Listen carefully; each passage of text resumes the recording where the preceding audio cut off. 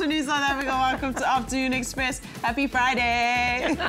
I love Fridays. Today we are kicking off the weekend with a jam-packed show. First up, we look at an exciting new stage production at the Baxter in Cape Town called When Swallows Cry.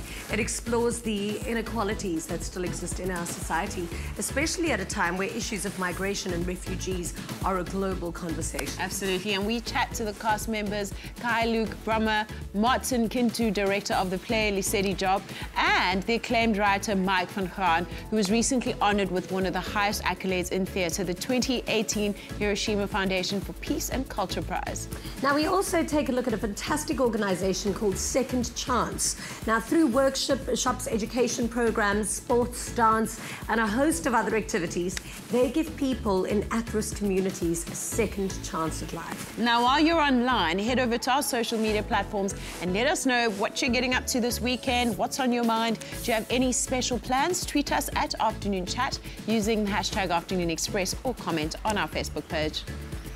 It's a treat of the show. Good afternoon, South Africa. And speaking of treats, Sue and Ellen is here to make us delicious food. How's it going? Very well. How is it going with you? So good. And I've taken a sneak peek, South Africa, at what she's making. And oh, if you are a big South African fan, peppermint crisp tart is your and my favorite thing. Yep. And you're going to be making us like a cool little version of that. Yeah, a mini version, which is great because it saves you from, eating the whole thing, and it's just going to be quick and easy, and it is probably one of our most loved desserts. Stunning. I do not have a problem with eating the whole thing. I really feel nothing. Also, if you are living in the Western Cape or perhaps in one of the other drought-stricken regions across South Africa, I've got some water-saving tips for you when it comes to preparing your food. Some very innovative and not the normal ones, so stay tuned for that later on in the show.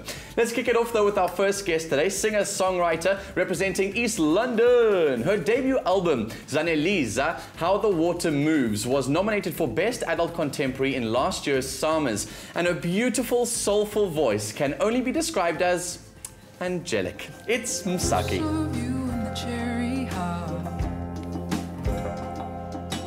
You were my friend, then you called me love. Now love calls me in my dreams.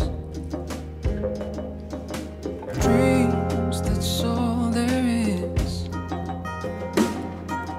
Books of you and the books you gave. Are you at home in the land of the brave? Now read between the lines only in my dreams. Dreams, that's all there is. Wow, welcome to Afternoon Express. Your music is mesmerizing. But It's like being in a dream. it's lost in so a dream. beautiful, and just like with just listening to your voice, you make people feel so much. That's quite a thing to Quite a have. gift. It's quite a gift. So much. Yeah. So there's so much to you, which is also like the fact that you played tennis and hockey at national level. Yeah, Oh my gosh. yeah, all my family, they're all sports people. My sister played, she was #1 in the country for squash for many years. My brother just retired as a Lions player, so sport was there as well, but I was kind of the strange arty one. Yes, yes. But your family was also quite musical. I think your dad was a DJ, your grandfather was a composer. Yeah. Like, how was your life influenced with music when you were growing up, and what kind of impact did it have on you as a young girl? I'm just trying to think, like, I don't actually have a memory of, being part of a musical family in a grand way. It was just small things. My dad was always making up songs about us. If someone's broken a glass in the kitchen and he's trying to make you not feel so bad about it, he'll make up a song. If all the cousins are over on the holidays, it was just like singing was part of talking. We weren't this big musical in the kitchen, but there was no... my parents didn't, my dad didn't become a musician, and my grandfather passed away before I was born, so I didn't really get to sense that like I'm in a musical. Yeah, it was just in you. Yeah. And so you're a self-taught guitar player, and you only learned in 2010. I don't even consider myself a guitar player. Like I use these bare chords. I see it as a songwriting tool. I've fallen in love with it, so I'm trying to learn as much as I can, but I think it would be an insult to others. You're also very modest. Yeah. Guys. But when you record, do you record yourself, or do you get like a session guitarist in to play? Or I play a lot of my stuff because I'm happy with the imperfections, Yeah. and I always see it as like a snapshot of where I am. I don't have an issue about the things I still need to learn because, I've fallen in love with this language of music and I'm trying to uncover it. So Yeah. it's just a snapshot of where I am. Maybe another time when I have another album, there'll be a snapshot of where that, and maybe there'll be an improvement. We hope, you know. Yeah. But when I can't do something and it's too complicated and I've come up with it, I do call better musicians, and that's why I have such an amazing band. Well, you know, listening to your music, no matter what you're singing about, there's always just a quality that comes through, and it's a sense of peace, of hope, something quite healing. Is this an intention that you set when you make your music, or is it just you look back at what you've created and you think and you see this string that runs through it, or ties it all together? I can't say it's intentional, but I've always known that I can't give away something that hasn't changed me or affected me first. So the songs are first and foremost gifts to me, but also it's just the act of maybe hoping. People don't need to know the story, but it's the act of going to that place that's a bit painful. You don't need to know what happened, but you pick it up in the song because maybe in that moment I was brave enough to go to the place that hurts and come back for air. So people collide with that, not necessarily like what's going on in the song. Yeah, Exactly. yeah. I think, I don't know. You're also a mom of two. Yeah. Congratulations. One's a little baby. Hey, you've still got a little baby, 5 months old. She's one. That was, I think. Oh, okay. Yeah. There's one and two and a half. Oh, congrats. They're 21 months apart. Yes. How do they interact with your music? Do they hear you sing? Do you sing to them? Do they influence what you write about? Of course. I mean, my first daughter, she's completely wrapped up in Zaneliza. The first thing she started singing was a song of mine called Nali Temba. She was like in my belly when I was recording it. I was 8 months pregnant when I finished it. So they're part of my music, and obviously they've become these little musical creatures. She wakes up and plays Wadi in the morning, so it's a bit strange. So sweet. Yeah. So I heard that you have got fans, obviously, all over the world. And I think it was the Prince of Bahrain that had invited you to come and record in a studio that was made for Michael Jackson. Yeah, there's amazing sessions called the 2Cs sessions Yeah. in the Middle East, well, in Bahrain. And I'm not sure how they came across my music. It could have been SoundCloud. But that's the thing about what I noticed about the place is that they love singer-songwriters. So anyone with a story that they can connect with and really kind of simply presented, they're open, you know. So I'm discovering that, you know, that we have these connections all over the world. And did you go? Did you I actually went, record it was in it? amazing. And what was it like? What's It was Bahrain great. like? It was great. It's very hot. It's a bit hot, and I think there's so many similarities. You know, there's also this like charge of latent revolution in the air. That's quite scary, but also interesting and necessary. Wow. So I'm going back. We've been in touch, and I'm going back to play in a few festivals there, and also just link up with. I'm writing a few songs for some artists there as well. Wow, wow. I'm fascinated with a lot of the work that you're doing. So Yeah. you're busy working on an album at the moment, but also I read that you're doing upliftment for a lot of black alternative bands. I think they uplift themselves. I'm good at creating spaces. The things I'm very passionate about collaboration. I love it when like another artist sees the thing that is strong and makes the other artist unique and kind of wants to bring that out in a collaboration. I try to do that as much as I can. And I love creativity as just a concept, and I love community. So I kind of do that wherever I go, and the friends and the artists I have in my company, like the Brother Moves On, Umle, Soul Be Jazz from East London, we have sort of an alternative sound that binds us, and I think a collective identity is just a no-brainer. So I just collect spaces, connect them in spaces. Yeah. So you're going to be performing on the show a little bit later. Is this a track that's going to be on your new album? No, I thought I would sing a version of something from Zaneliza that I haven't done in a trio. So I was keen to try that. Absolutely, wow. Yeah. So you also got a chance to go study in South Carolina. North Carolina. North Carolina. Yeah. Tell us about that experience. How did it impact you? Man, it changed everything because I was there in a community of artists that was just trying to figure out what this creativity thing is about. And what I connected with them about is the fact that it's all internal work, you know. And I remember the first month that I was there, we didn't make anything. People were just encouraging each other. People were just like telling each other the truth about the fact that before you even utter a word, before you make a song that's good, you are already amazing. And anything that comes out of you and you make it from that place is going to be beautiful. Gee, what a good energy So that to was, be in. That's a great space. Yeah, life-changing. Yeah, I'm sure. Absolutely. Thank you so much for being on the show. I We are cannot wait for definitely your fans. performance. Thank you so We are much. huge, huge fans. We're sitting here like a little bit like starstruck. I'm definitely starstruck. Msaki will be back you. with us later for a soulful live performance, so make sure you stay tuned after that. After the break, we look at a new and exciting stage production at the Baxter Theatre called When Swallows Cry. We'll be right back. Thank you. Express yourself.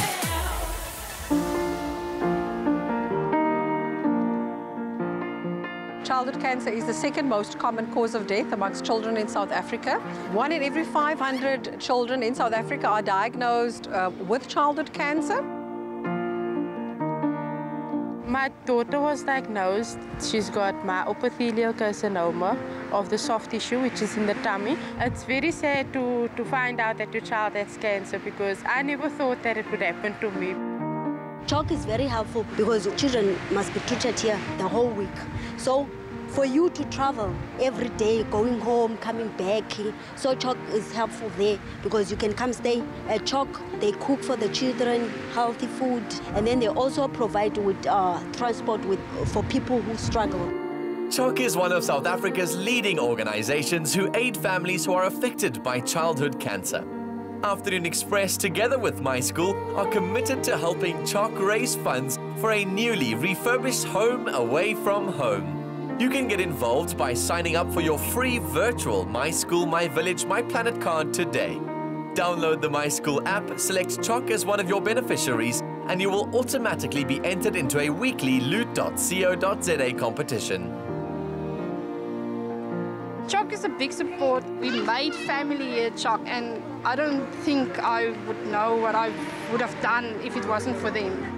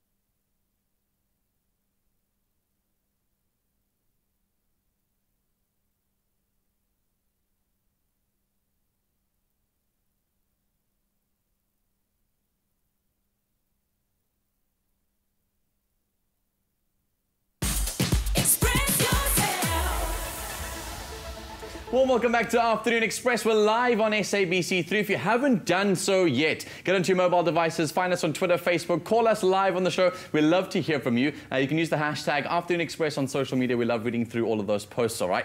Now, When Swallows Cry is a powerful stage production written by renowned playwright Mike van Graan and directed by Lesedi Job. The story explores themes of migration, inequality and refugees and opened up at the Baxter Theatre in Cape Town yesterday. We're joined now by the cast members, Kai as well as Martin. We've also got director Lesedi and the brains behind the story, Mike van Graan.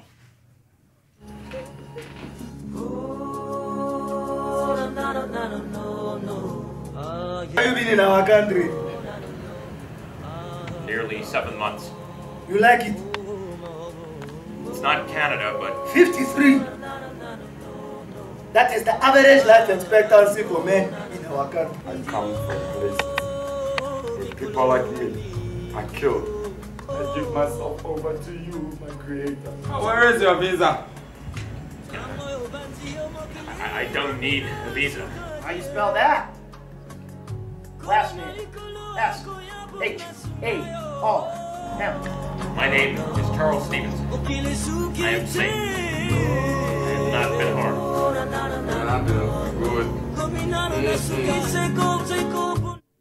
Hard-hitting and relevant, the only way Mike knows how to write productions. Good to have you guys all with us in the loft today. Thank you very much. So that was a little snippet from the Joburg production, different actors, but the same, obviously, storylines, the same costumes and that feel. Mike, what inspired you to write this particular story? Well, actually, it was a commission from a Norwegian theatre company. They invited about 8 playwrights from around the world to do new plays on the theme of migration, because that's the big theme in Europe at the moment. So there were 2 Norwegians, 2 Chinese, a Russian, an American, and Italian. sounds like a go into the bar joke, right? and then myself from Africa. And so basically we were required to write a piece of theatre around this theme of migration and refugees, and I chose to do it from the perspective of Africans. And so this is When Swallows Cry. It's so relevant. Obviously, as we know, we've been seeing the news reports that's being revealed more and more and more about how much this topic is so relevant at this time. And it's such a hard-hitting thing. You've decided to write it, though, in quite an interesting style and way, where you've tried to fuse a bit of humour into that conversation. But it's quite a heavy thing to leave there with. What was your hope that audiences would take from a production like this? Well, look, I mean, I write basically in 2 or 3 different genres. The one is satire, so you would see things like Pay Back the Curry, State Fracture, which is really social commentary using humour. And then there's a piece up at the market at the moment called Another One's Bread, which is about the theme of hunger or food security. And that's a very dark comedy, and people actually leave that particular show with smiles in their faces.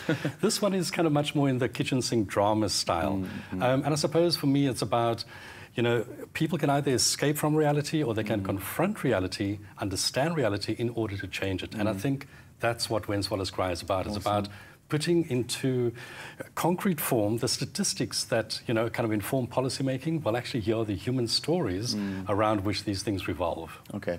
And then, let's say, obviously, your job is to bring all of this to life, is to try and make this all a reality. Talk us through how the play progresses, because there are 3 parts to this production, right? There are 3 parts to the story. Yeah. Yes. Okay. So it was a really exciting challenge because it's 3 different stories, but we don't have one story and then move to the next and next. We start with different scenes from the 3 stories, and then the play jumps in between from one scene to the next and back again. You know, so to try and create that piece of theatre and still keep the audiences knowing exactly where they are when watching the story was a really, really exciting challenge. Yeah. Why was it an exciting challenge? Why was this story particularly for you so necessary to tell, and why in that style? Well, I think necessary because, you know, talking about African migration, I'm from Africa. This is my story, you know, and I think why it was exciting and why this particular style appealed to me, because it exposes the versatility of an actor. It's absolutely an actor's play. You've got 3 different actors jumping between 3 different scenes and all 3 of those actors play 3 different characters. So where I'm essentially directing 3 actors, it's actually 9 characters. You know, so you see these actors move seamlessly from one scene to the next, playing these different characters who are going on different emotional journeys. How possible is it, Jens, to go through that kind of emotional journey and still be authentic within your character? Because often stage productions, I mean, we're all, like, well, not all. I studied theatre at school, and you know, you always get told to immerse yourself in these characters and spend weeks and months just kind of really getting to know that person. And you're having to chop and change between these different roles all the time. I think it's the truth behind each character is what lets you go to that character in an instant. If you know them truthfully and you play them truthfully, you move into that character within seconds, and that's the technique in moving from one character to another character and from one extreme situation to another extreme situation. And what I love about your particular role in this space is that you went from being an abuser to being the abused, maybe the wrong terms to be able to use, but that is quite an emotional journey to go through, quite a vastly different reaction, vastly different intention. How do you process that? Well, I think what you were saying earlier about is becoming very familiar with the character. This is more work, so it's just about becoming exceptionally familiar with each of these characters. And for me, it's a physical thing. So it's like, how does the character hold themselves? And once I've got the physicality, it's easier to get into the movement. But it's not an easy thing. It's a wonderful thing when it works, and it is working wonderfully. But it's difficult to get there, you know? It's been a challenge, but a lovely challenge. Mike, I always worry about topics like this, migration, because it's such a deeply personal thing. It's something that causes a deep hurt within people and in society and in life, and it's really not something easy to tackle. And writing a piece like this is taking it from a subjective opinion that you may have of your own.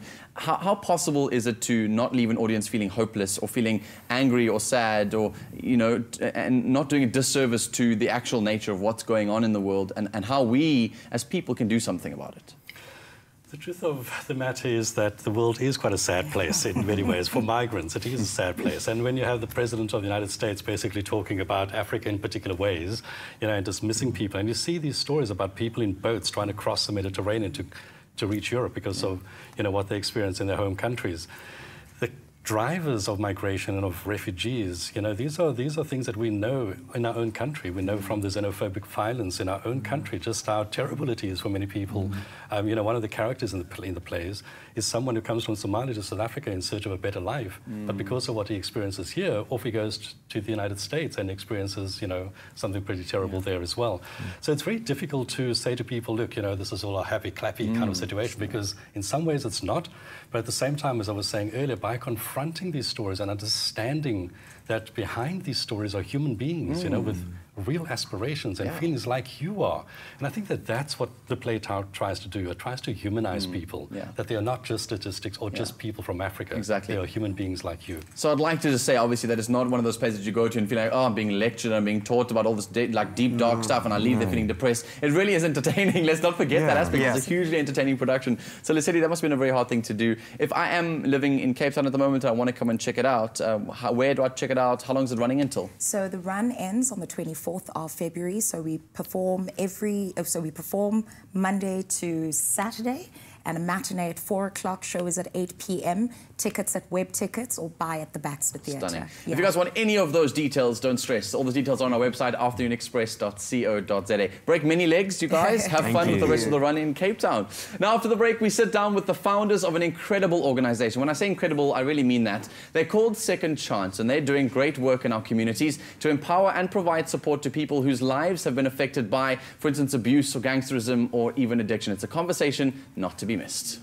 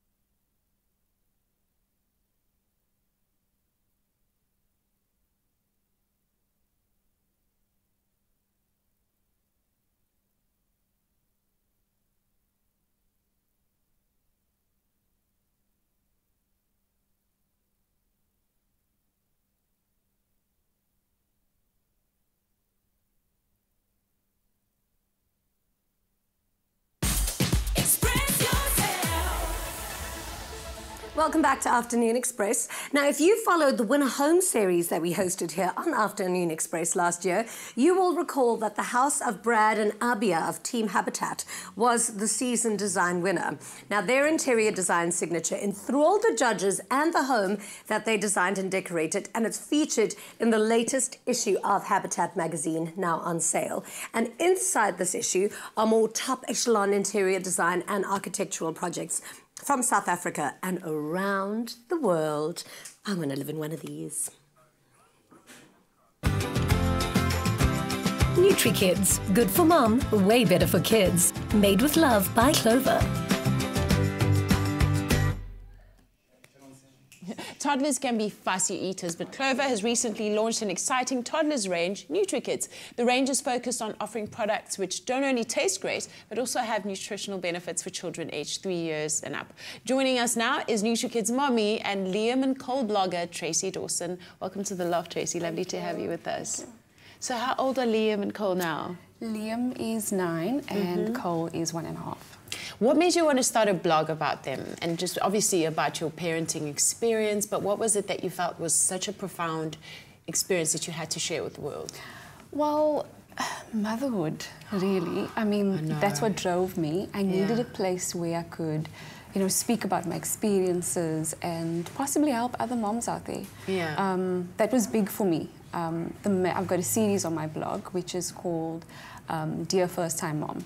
So I've written articles about things that I wish I knew, you know, before becoming a mom. Yeah. So that was really the base of my blog. Yeah. Now, a very essential part of a toddler's development is their nutrition, because a child, I believe that a child who's healthy and eats well is a happy child, but also like a well-adjusted child, behavior-wise and emotionally and all those things.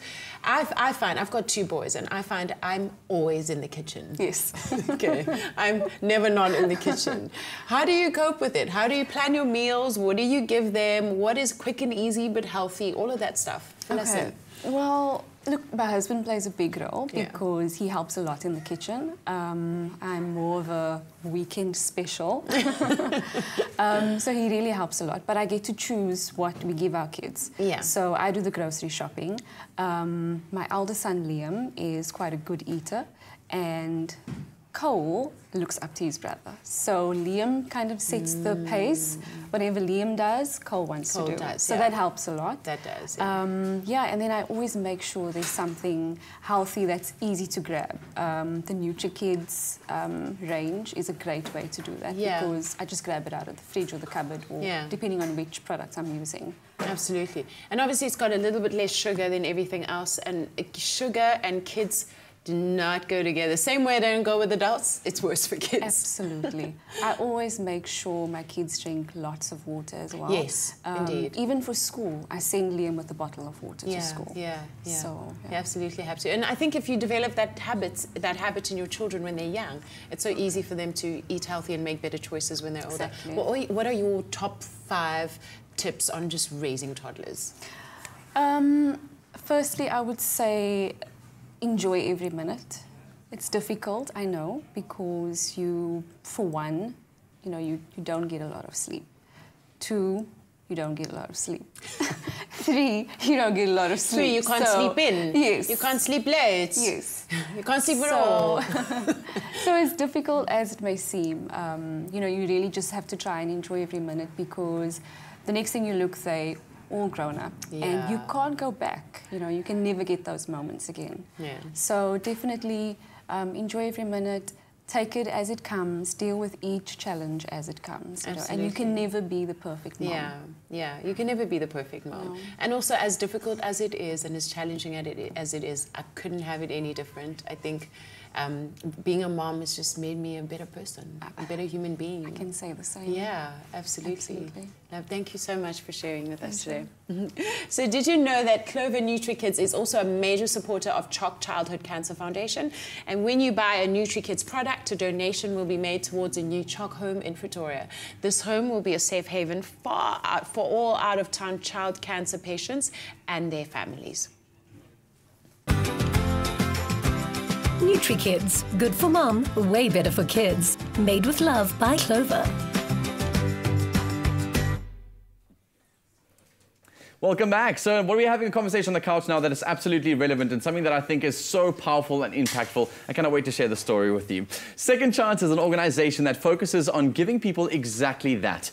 Through educational workshops, life skills, dance, sports and counseling, among others, they reach out to the youth and members of communities who provide them with guidance to save themselves from bad choices and live the best lives that they can. We're joined now on Afternoon Express by the founder and program director of Second Chance, Jared Smith, along with the CEO, Stacey Durley-Jones. Welcome to the Loft, you two. Thanks for having us. Thanks so much. So, with such an impactful area of work, with such a huge need across the country, something really deeply inside of you must have moved you to start something like this. What encouraged you guys to go into business to do this? Well, I think, Jay, maybe you can start with your passion. Well, I think both of us is out of experience. You know, I was in drugs for a very long time and lived in the streets, was involved in gangs and was arrested over 7 times and did a lot of bad things because of the choices that I made. And coming through that experience, I realized that I wanted to help people not go down the same road I went down, and also be available to people to help them, because I also wanted people around me to help me, and there wasn't programs available or stuff like that for me. So we wanted to design something where there's a program available for people to necessarily help them. Okay, stunning. And I think, you know, obviously my passion is horses, and they took me through my own personal journey of healing through quite a traumatic childhood. And I think when Jared and I got together, you know, given his experience and my experience with the horses and actually pulling that together into a program became very, very powerful. Yeah. And the name is such a powerful thing, a second chance. It's something that I know a lot of people who I've interacted with who are addicted to drugs or alcohol have always found themselves desperate for, but have no idea how to attain. So how exactly do you guys go about providing that second chance, and to who? So I think you know, very importantly is that we don't work as an island. We are very interconnected with all the relevant communities that we work with. So right throughout the Western Cape, we are intimately involved with each organisation who selects people onto our program. There's a continuum of care, because we realise you can't just pop someone into a program and expect after 8 weeks that they're going to be perfect. Healed, Absolutely, that's you know, there's no silver bullet. Okay. So the caregivers attend the programs and you know, where they can. We have impact reviews that we are obviously donor based. So we need to show that impact, which is very important for us in terms of statistics as well. Okay. So You guys are obviously operating outside of the Western Cape as well, but I know there's a big focus in the Western Cape, and you've particularly honed in on the youth. Is it because you guys are trying to get prevention in, or are we seeing a lot more young people engaged in alcohol and drugs and gangsterism than we've ever seen before, and there was a need now for this? I think it's a bit of everything. If you look at stats, kids from the age of about 8, 9 are experimenting with drugs in the Cape Flats, so it's quite raw. And what we're trying to do is we're trying to encourage and inspire the kids of today, so the next generation of youth are ready to stand up and fight and make good choices. So we want to invest into people's lives so that we can see their potential, so that in like 10, 12 years' time, we see a difference in our country. So it's more about, you know, investing into the youth's life to give them the right skills to make good choices. Tell me a bit about this equine therapy, because I've never heard of it involved in drug and alcohol. I think much of the drug addicts who I know would have been like, oh, horses, are you kidding me? You know, give me the hard stuff. Tell me about how this therapy works. Absolutely, and it's incredibly moving. So I think the key thing here in terms of horses is that they have no agenda. Okay, and they reflect your non-verbal communication 100%. Most of our communication is non-verbal, but we focus on the verbal. Horses don't understand that. So they give us a lot of information just by reflecting what's not being said. Presenting to Absolutely. them, And in a very non-threatening way. We're engaging people physically, mentally and emotionally. There's nowhere to run and hide, because I think, as you know, particularly with addiction, there's a lot of you know, boxes to jump and so on. You can't fool the horse, and they actually don't really care, you know, where you come from, who you are, so on. For them, it's about survival and play. So in a non-threatening way, we would engage them in an experiential activity. So it's got nothing to do with horse riding whatsoever. So we have to unlearn. Just the presence of those two natures together. Totally. And obviously with organizations like this, horses are expensive to upkeep, and you need to raise a lot of money through the process. And you've got an exciting way to do that coming up. Yes, absolutely. So we're having a big fundraiser at the Grand Africa Cafe and Beach. We're very excited, called the Grand... Nice venue. Yes, Grand Ihashi Summer Ball. Very fancy. Nice. Yes, like it. On the 22nd of February, and we are, you know, please come. Tickets. Nick Rabinovitz is going to be there. He's amazing. Nick Rabinovitz, absolutely. Carol Bauer. I mean, we've got some amazing people involved. Denise Dogan, Dogan Group, Renee and Leonard Feinstein. So they're all really, and Sue from the Grand.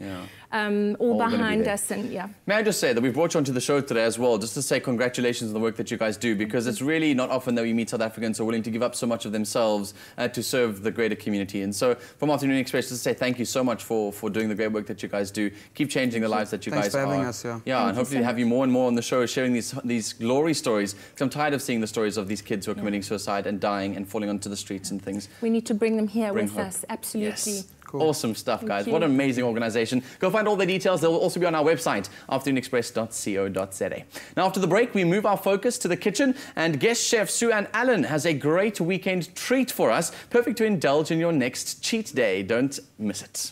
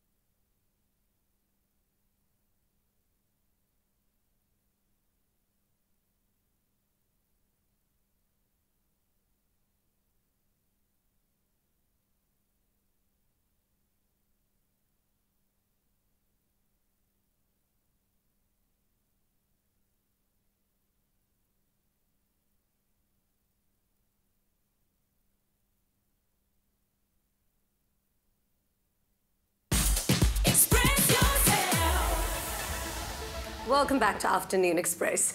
Now, for most of us, peppermint crisp is nostalgic. And with Sue-Ann Allen's mouth-watering Baker's Mini Peppermint Crisp Tarts, you will be transported right back to those decadent moments.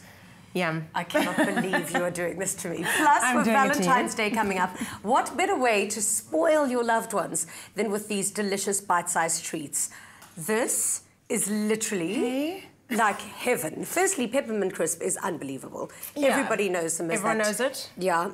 And now, what are you going to do with them? So, what I really love about these Baker's Mini biscuits are that they're super convenient. So, either into lunch boxes, it can be a snack on the go, but it can also be a treat on the go. So that's literally what I'm using it for, and we're gonna zhuzh them up. You are a treat on the go altogether. I think they're adorable. Yeah, they're great. So, really easy. You've got your lightly whipped cream. How cute are these little things? I haven't had a tennis biscuit in ages as well. These are now nostalgic. Okay? We've got some caramel, so I'm gonna pop that in.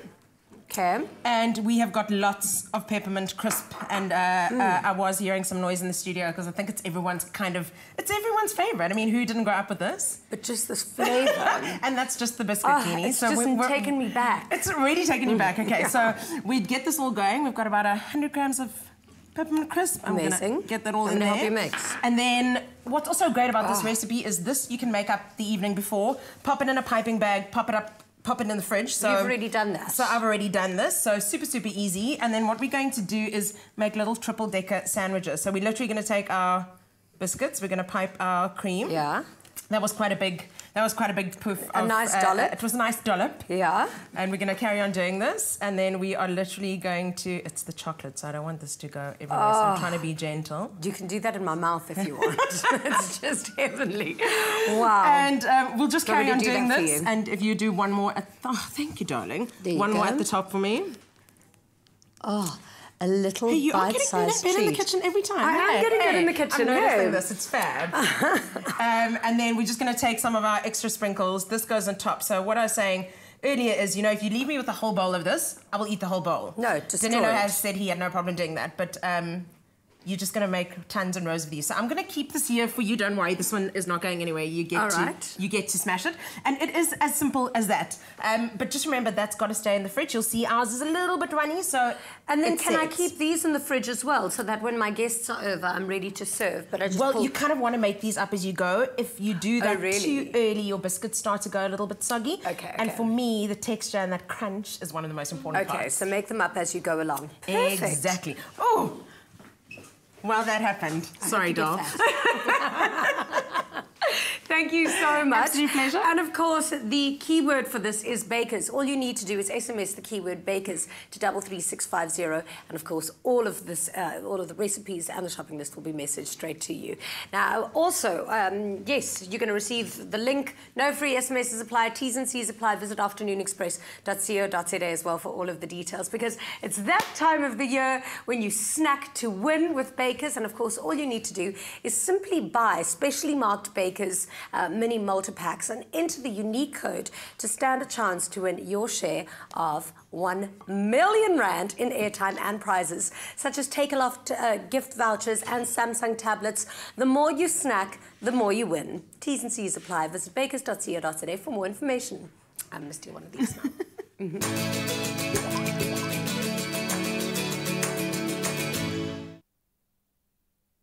So I'm definitely not biscuit or snack saving, but one thing that I'm very passionate about is water saving. And so we had a whole bunch of comments on our Facebook page as well as on Twitter throughout this whole water crisis thing. Everyone's been trending. It's been trending on Twitter as well. People asking, like, what kind of tips and tricks do I have that are not the usuals, like put something in your cistern, take a bucket into the shower. And so I thought we'd take it to the kitchen today to show you some cool water saving tips. So before we go to the ad break, I thought we'd just sprinkle a little bit of love and energy into learning about how to save every single droplet. So one thing that I've learned about trying to save water in the kitchen is by steaming instead of boiling. So if you're the kind of person who likes to make vegetables, what we've got here is a delicious sweet potato. We've sliced it up brilliantly. We've put it inside a Ziploc packet. Instead of boiling the sweet potato, you place them in a little packet like this, you zip them up, and you pop that inside the microwave. Just as it is, you boil it, you steam it like that, and they come out perfectly cooked and delicious. You can put a little bit of water inside as well, if you do want to make sure you get extra, obviously, steaming involved in there. Then, moving on to how to wash your vegetables. As you know, listeriosis is a thing, and everyone is trying to make sure that they look after their vegetables. So if you do wash your vegetables and trying to save that water, what I suggest you do is you take a little bottle of water, like any one that you can find. You pour a little bit of the water inside your bowl. You then take your vegetables, like your carrots and your other long vegetables. You take them in there, you rinse them off perfectly like you would normally. Then there is some stuff left over inside the water, little particles that come off, little pieces of string, etc. That is perfectly okay to use as grey water. So all you need to do is just rinse these off inside there. Now, if you're determined to boil your vegetables, however, save the boiled water in to make a stock or soup and to make it with the sauces. So if you are going to boil your vegetables in water, don't use this for grey water. It might be a bit gross to pour your used boiled vegetables down the toilet. But if you want to boil it like this, the flavors that are coming out of this already are delicious. I've made a whole bunch of boiled vegetables in here too. Keep this, use it as stock, and it'll add flavor to the rest of your recipes. How simple is that? We've still got singer-songwriter Msaki in the loft with us, and after the break she treats us to a live performance, so stay right where you are, and don't forget to use the hashtag Afternoon Express. We are live and would love to hear from you. Maybe you've got your very own water-saving tips, or just want to say hi to Msaki. Send us those thoughts.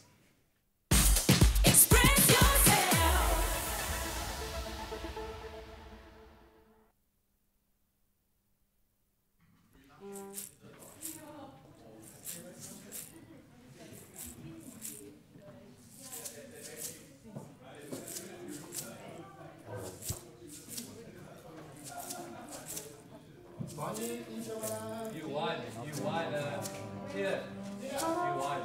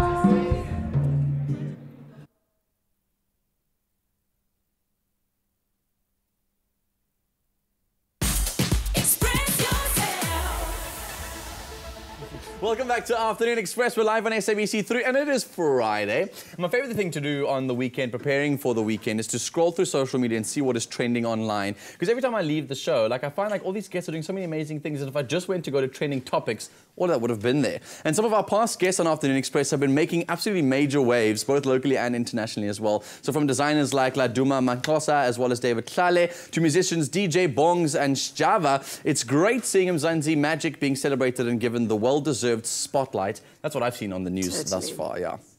Now, Rihanna took a page out of DJ Bongs' book when she absolutely slayed the Grammy Awards with a Gwara Gwara dance. How cool. amazing. And then, of course, I had my moment of doing the Gwara Gwara. Take a look, guys. Remember this moment that we played on the show? Oh, my gosh. I think I laughed so hard because I've never seen Jeannie play around this much in my life. Look at her. She is having the best time. Look at her. Ready for this? Oh, I've got great shoes. Ah, okay. That was one of my favorite moments on the show. And then remember when I attempted to do the Vorshaw not so long ago? I've never seen myself drop to the floor that quickly. Please show me a Vorshaw again. I don't quite know what it is. Vorshaw, isn't it like when you like do the or something? Oh, and you get down to the floor. And remember that the Jamaican gold Olympian Usain Bolt was captured, also feeling the vibes this past weekend at a beach party where in Cape Town he was also doing the Vorshaw with his friends. So I feel like myself and him should be besties now. Oh, yeah. Then Mark Fish attempted to pay tribute to the late musical icon, Hugh Masekela, but awkwardly posted an image of himself and a very alive Sipho Hot Sticks move. Was silly. Super awkward. Now, South Africans all over shared their very hilarious versions of the blunder and dubbed it #the Mark Fish Challenge. And we've selected 3 of the best. Yeah. They're really quite Take funny, a look at these. actually. And also, while you guys are taking a look at these, it was so funny because, yeah, there was the one from Chad Leclerc. How funny. Lol. That was my favourite. I love that. Let's look at the next one. Chad Leclerc.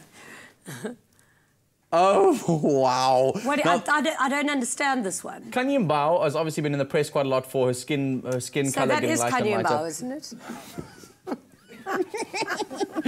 Right, moving along to the next one. Kanye. Mbao She's Reloaded. A friend of mine. It's fine. She'll Mark find Fish it funny. Challenge has put a smile on my face, and this is not Trevor Noah next to me. Lol, Super Hot Sticks. I That's love so that. funny. That's brilliant. Because it speaks directly into the prejudice. You were also tagged in a whole bunch of things as well. Yeah, where somebody kept on tagging me in photos with Lala Hiriam. Oh my gosh. And of course, South Africans were once again flying the flag high at the world premiere of Black Panther in Los Angeles this week, with actress Florence Kasumba donning a black custom-made David Tlale gown. And David was not the only local showing flames. Actors John and Ntando Khani, who also star in the new blockbuster War Max Khoza by Laduma. I'm obsessed with Max Khoza and Laduma. I think anybody in Hollywood should rock that on the red carpet. It's amazing. And of course, yeah, he was on the studio last year and he's just, incredible. And how cool that father-son in the first ever superhero film, like having a black superhero. So and I was having a chat about it not long ago, and they were saying, like, finally the black superhero is not a drunk, like in what's that with Will Smith as the lead, where he's like this low life and he kind of like saves the world. Oh my gosh, guys, I've got terrible. Yeah, anyway, moving along. Thanks to Rihanna, I'll be spending my Friday night doing the Gwara Gwara as well. So I might be doing the Vushu, you'll do the Gwara Gwara. Oh, absolutely. That's what I do on my Friday nights. I go and do the Gwara Gwara. It's totes what I'm doing. So, the moment we've all been waiting for now. I'm a huge fan of yours. I've been basically trolling you on Twitter, talking about what a fan I am. And now you're about to perform Ulwandle Luchile. It's a song about loss, about love. Tell us a little bit more. It was actually just to say that these things that we have to let go of, whether it's people, whether it's dreams or versions of yourself, it's fine. And there is a point where it's sore, but you get to a joyful part of it. So that Absolutely. Now, an interesting tidbit is that the cast of When Swallows Cry warms up to your music. Yeah, I just found that out, and I think serendipitous things are blessings, so I accept. Absolutely, there's definitely a swallow running through our theme in the show today. Cool, take it away, Ulwandle Luchile. Thank you.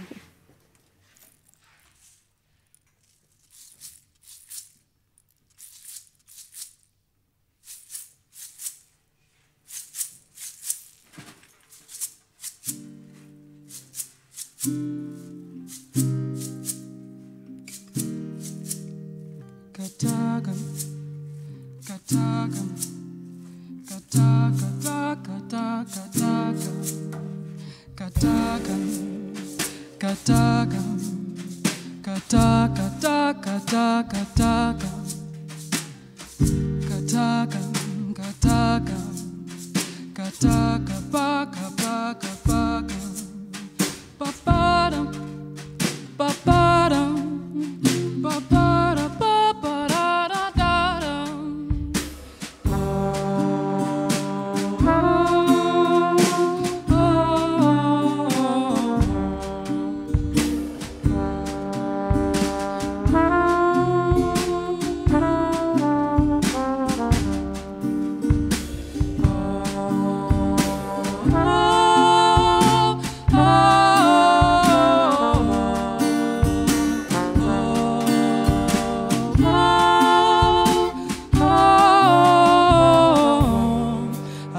Sothuki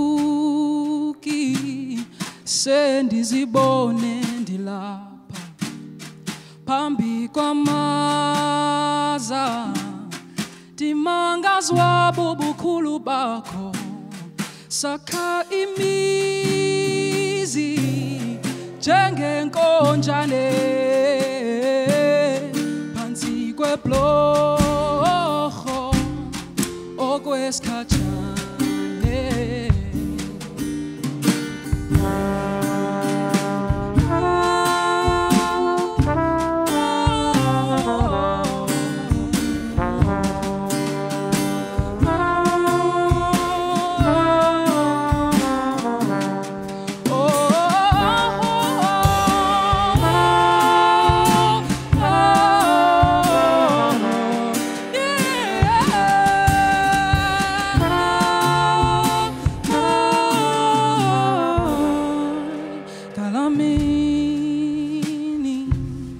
Wakachwango chongilanga abaliwaka izitangazo bubele bakho ungumpathisi ayawuzenzisi wandibekela amanzi ohlamba indlela.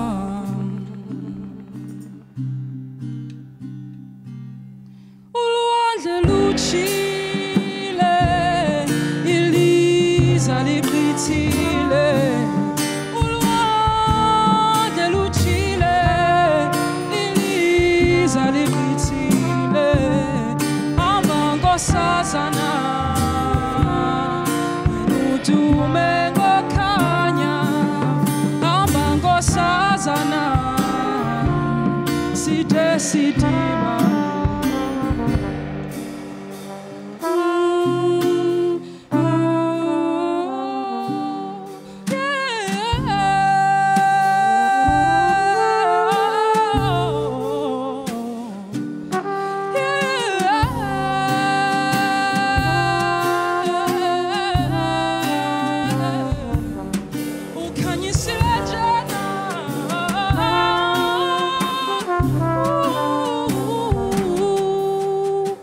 Sothuki sendizibone ndilapha phambi kwamaza ndimangazwa bububele bakho sakha imizi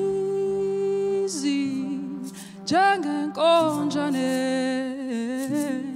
phansi kweblorho okwesikhatshane.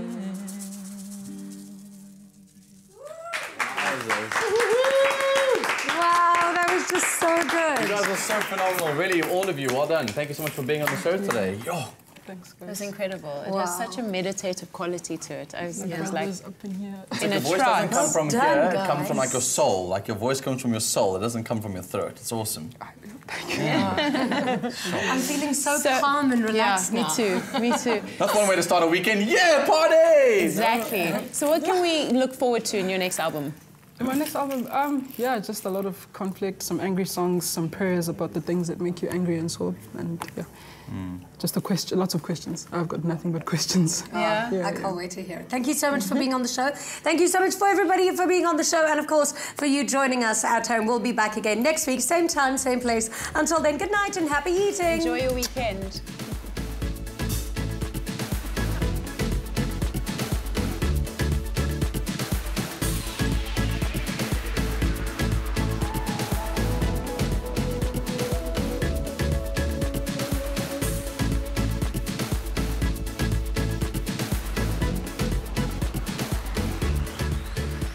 Afternoon Express, made with love by Clover.